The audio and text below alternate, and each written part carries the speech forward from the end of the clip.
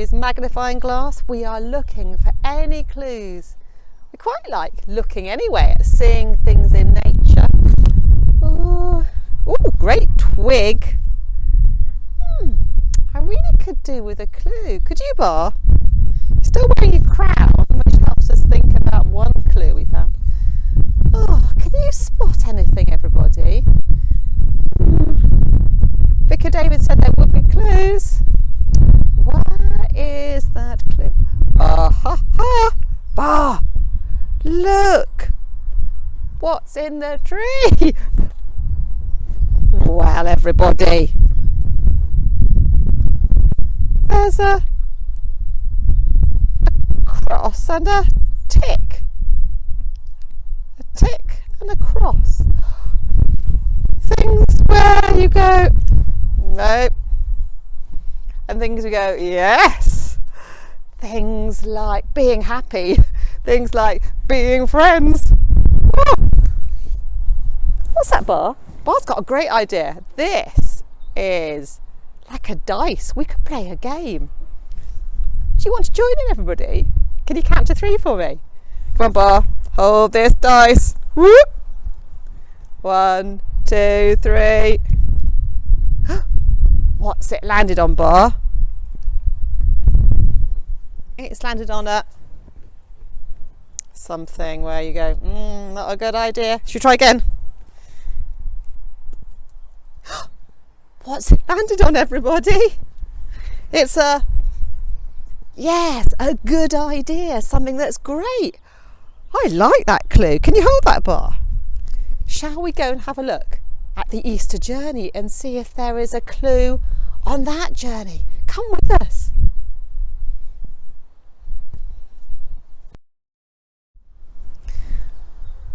Hello, we've come to the railings. We are busy still looking for clues. Oh, can you see a new clue?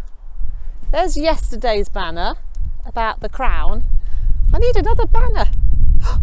I think I've spotted. Come on, Bar, here it is. Oh, Bar, look. It's when Jesus helped people think about things which weren't a good idea and things that were a good idea. Look, there's our symbol. Our yes for great things and no for things that don't help us. Oh, I like that banner. Is there anything on our Easter journey road? Should we go and have a look? Come with us.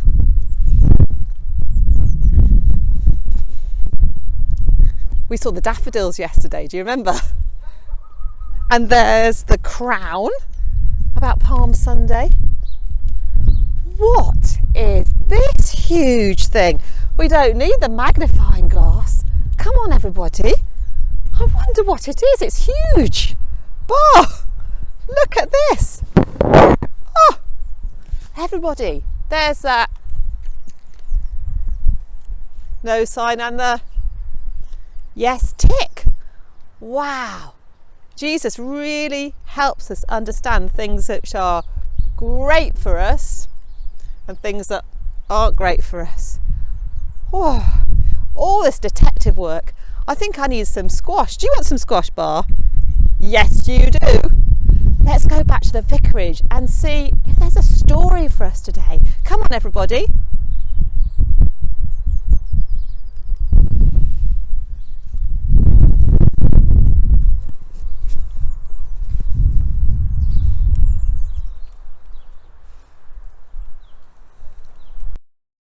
Oh, I'm ready to go and have some juice. I think Vicar David has left us a clue on our door about what the story is all about today. Let's look at the clue. Do you know what shape that is if you see it written down somewhere? A question mark. Questions. What's for tea? That's a question. What's my favourite story? That's a question. Oh, I think Vicar David's got a story for us all about questions. Let's go and find out. Come and join us.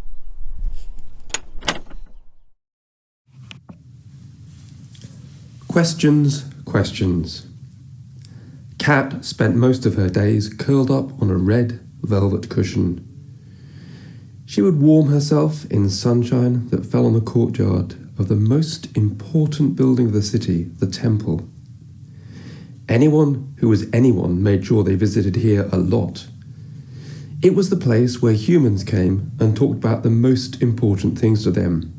Now, as everyone knows, cats always think they know best and can feel quite superior to everyone. Every day, Cat couldn't help eavesdropping the conversations she could hear from the mingling crowds. Usually, she felt she had better answers than she heard humans giving to each other, especially those bossy officials who thought they were so clever and knew best.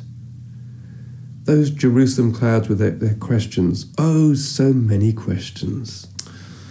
Ugh. So, the days went by. Her lying relaxing on her comfy cushion, and those humans going on and on. Most of the time, she didn't even bother to look up and concentrate on what the people were saying. That is, until one day, the voice of a man seemed to sound above the hum of the crowd's chatter, and to make her want to listen. Unusual for this cat to want to bother with any human. His voice was so strong and sure. It made her want to open one eye, and yes, even lift her head up to listen to him. Tricky questions were being thrown at him by some of the most important officials from the temple.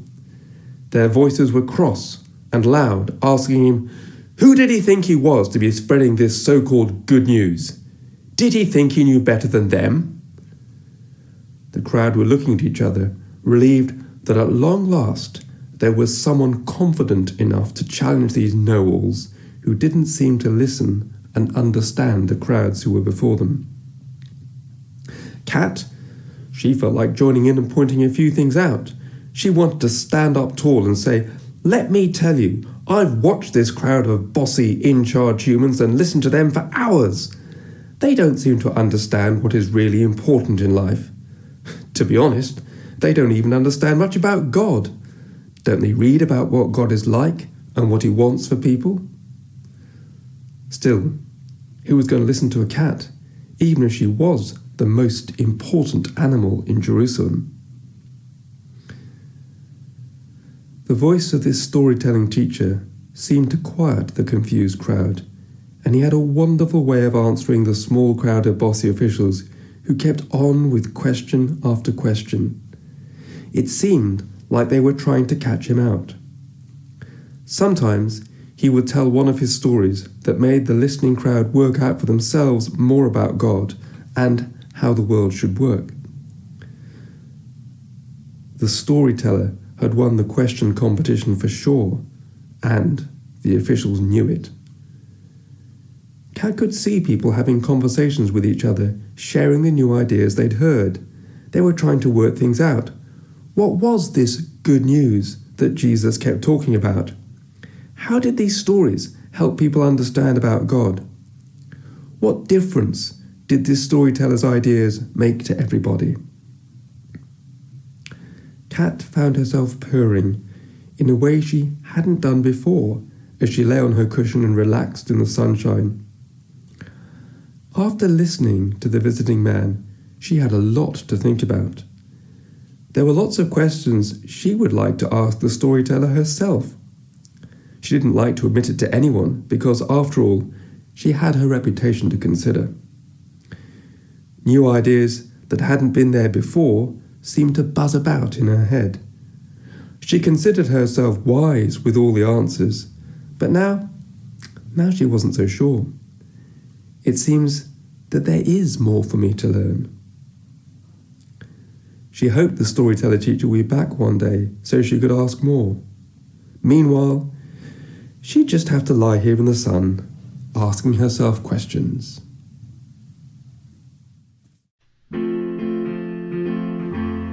Crowns and crowns, crowns and crowns, following the steps of Jesus. Crowns and crowns, crowns and crowns, we're together with the crowns and crowns.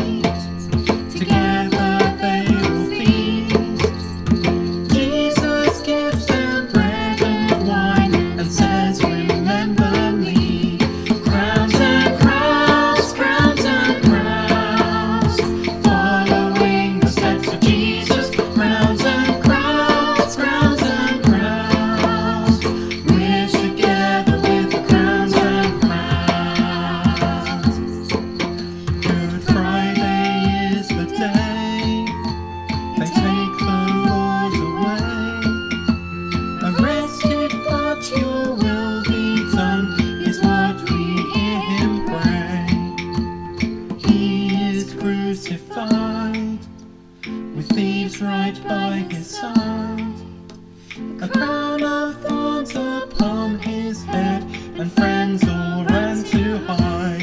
Crowns and crowns, crowns and crowns, following the steps of Jesus. Crowns and crowns, crowns and crowns, we're together with the crowns and crowns. Buried in the cave, the Lord is in the grave. A heavy stone to seal the place where Jesus has been laid. But then there comes a shame.